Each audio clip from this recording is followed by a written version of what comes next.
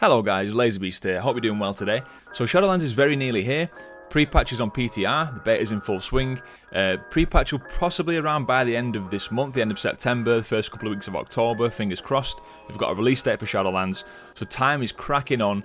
So I've got a little list of 5 things that you might want to do before you don't have chance anymore, and a few extra things at the end that you can still do in Shadowlands but are just going to be considerably harder to do or take a lot more time. So you may have already seen lists, but this has been requested a few times on this channel, so I thought I'd put a little video together for you guys just out of respect because you asked and I want to help you guys out, so there we go. So number 1 is killing N'Zoth. So you probably want to kill him on Heroic to get your ahead of the curve achievement and the mount.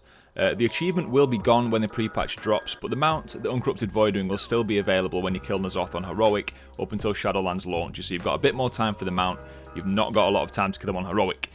If killing Mythic N'Zoth is something that's possible for you, if you've got the guild and stuff to do so and you're a good enough player, then obviously you want to get that done, but you're going to be well aware of this already. So killing Mythic N'Zoth, you've got a guaranteed chance to get a mount from him, the Nyloth All-Seer, which when Shadowlands drops, this will become like a 1% around about that kind of ballpark drop chance, as they usually do when the expansion changes. So that's raiding, and then you've got your Battle for Azeroth Keystone Master, so this is doing all the 15s in time. Every dungeon in Battle for Azeroth on a plus 15 done in time.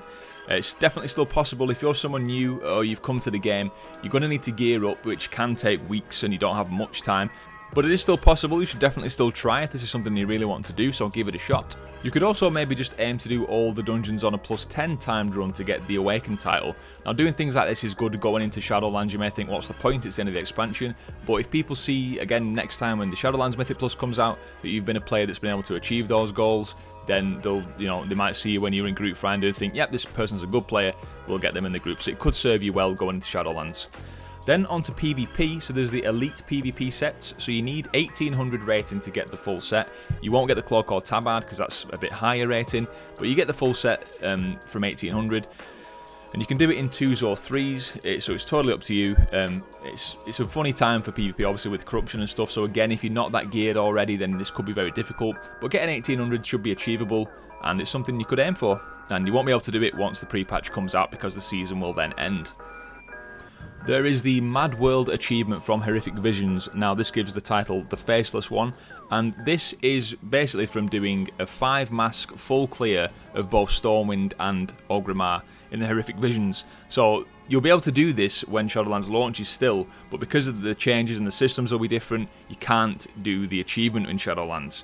So yeah, it means to do both Orgrimmar and Stormwind, so it will take you like 2 weeks. You've got to wait for them to change over to do the alternate one if you've not already done it. This is very, very doable. Like, you could probably do this on a character, anything from like 455 eye level and upwards, as long as you know what you're doing. It might take you a few tries. It's very infuriating. There's a few guides out there. I've got one on this channel with some tips that will serve you well when you're doing your runs, so check them out if that's something you want to aim for. Now this next one is not something you're going to be able to do if you're only just starting now. So the essences, they've got the rank 4 essences, which just give them a little visual update and they look really cool. There's an achievement for doing that, which is really nice. It gives you a lovely title as well. If you want the achievement, it's going to be an incredible amount of work. It's very difficult to get, so you do need to be a long way into doing this already to stand a chance of getting it at this stage in the game. It's a cool achievement and title nonetheless, so if you can aim for this, if you're close, you might as well finish it off now before you don't have a chance.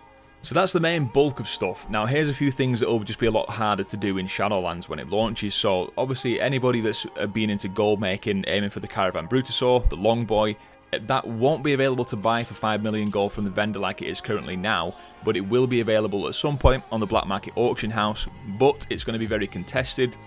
The prices of that are probably going to go all the way to gold cap for the first, good few times that it appears on the Black Market Auction House. So unless getting to gold cap is something that's on your list of things to do to buy the Caravan BRUTOSAUR, you might as well just push really hard now and get it before it's not available. One thing I really suggest you do with the leveling changes is if you do not have a Demon Hunter or a Death Knight, just make one now. Just make one now, because what's going to happen is Demon Hunters currently start at level 110, Death Knights currently start at level 58. That will change when the pre-patch goes live, and both of those classes will start at level 8, which is a massive downgrade obviously from what they currently start at now. If you just make the character, literally just customize it and create the character, then it will still scale down. And I think, I'm not sure exactly what it'll be, but like the Demon Hunter, for example, at level 110, that will be, nearly level 50. I'm not sure exactly where. but it'll be a lot better than just being level 8. So even if you don't intend on ever playing the character, then just make it anyway. It's only one character slot, and you never know, you might go back in the future and wish you'd have done this sooner. And then the final little thing is just island expeditions. Obviously, not many people find these fun, but you'll still be able to do these again when Shadowlands goes live, but hardly anybody is going to be doing these. It's just going to be like the hardcore collectors and stuff doing this.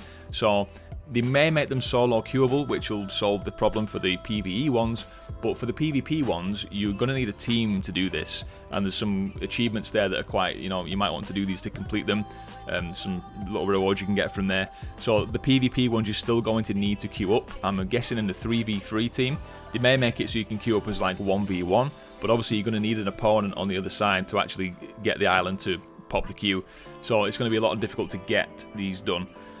So basically, guys, there we go. That is things you can do before the Shadowlands launches and before the pre-patch goes live. Good luck getting these things done. I hope that you do achieve your goals. If not, never mind. We're going to have a fresh expansion, fresh goals, plenty of new things to do, so there we go.